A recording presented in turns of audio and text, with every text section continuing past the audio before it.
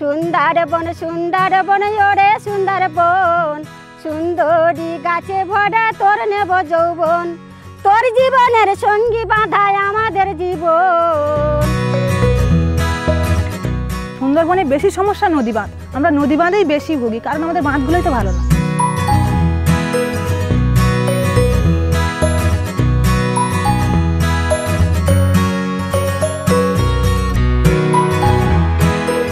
সুযোগ মতো রাঙ্গামাটি এয়ারটেকার সোসাইটি আমাদের আহ্বানে সাড়া দিয়েছিল এবং সাড়া দিয়ে তারপরে আমাদেরকে এখানে এসে বিষয়টা আলোচনা করে আমরা যে প্লান্টেশনটা শুরু করব তার জন্য আমাদের গ্রামের সমস্ত মানুষের কাছে একটা সম্মতি নেওয়া হয়েছে। কারণ এই যে জলের উচ্ছ্বাসের ফলে যেটা বাঁধের উপর যে আছাড় খেয়ে পড়ছে, সেইটা গাছ থাকলে তো একটু অনেকটা কম, বহু কম, আমরা সেই সমস্যা থেকে অনেকটাই ভালো আছি।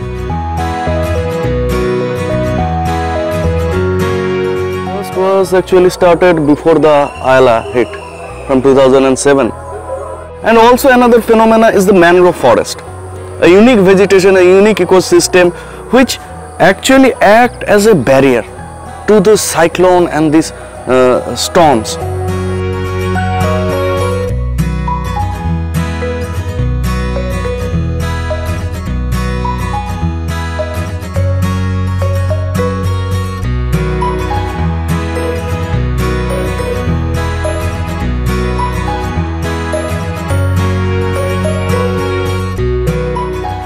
আমাদের এখানে যে আয়লা হয়েছিল, আয়লার সময় তো এখানে অনেক জল ভরে গেছিল, তখন আমাদের এটা একতলা ছিল। এখন এই দুতলা ঘর হওয়া থেকে আমাদের সুবিধা কথা, অসুবিধা হলে, বিপর্যয় হলে এখানে জিনিসপত্র রাখতে পারবে বা লোকজন এসে এখানে থাকতে পারবে, এটাই আমাদের সুবিধা। যে কেকেএস সংস্থা কেকেএস বিএনজেড একসঙ্গে যে কাজটা করেছিলাম, তাদের মাধ্যমে আমরা ট্রেনিং নিয়েছিলাম এবং ট্রেনিং থেকে এসেই আমরা হাতে কলমে কাজটা শুরু করি। জৈব চাষ বলতে আমরা প্রয়োজন মনে করেছি এবং বিভিন্ন সংস্থার থেকে মানুষকে ভাবাচ্ছে যে জৈব চাষের মাধ্যমে চাষ করতে পারলে মানুষের শারীরিক দিকটা ঠিক থাকবে।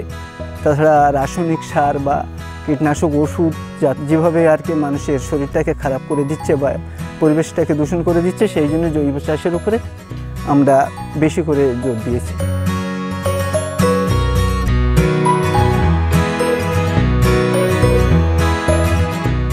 2007 সাল থেকে যে প্রজেক্টটা চলছে, সেই প্রজেক্টে এখানে আমরা বিভিন্ন রকমের মানুষদের লাইভলিহুড সাপোর্টের দেওয়ার কাজ করেছি।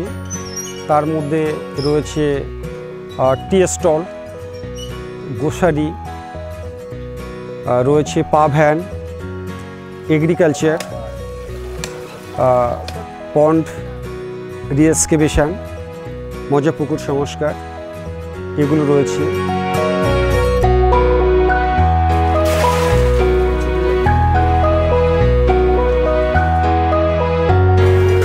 প্রথমে 3000, ওখানে 4000 এরকম মাইনে পেতাম।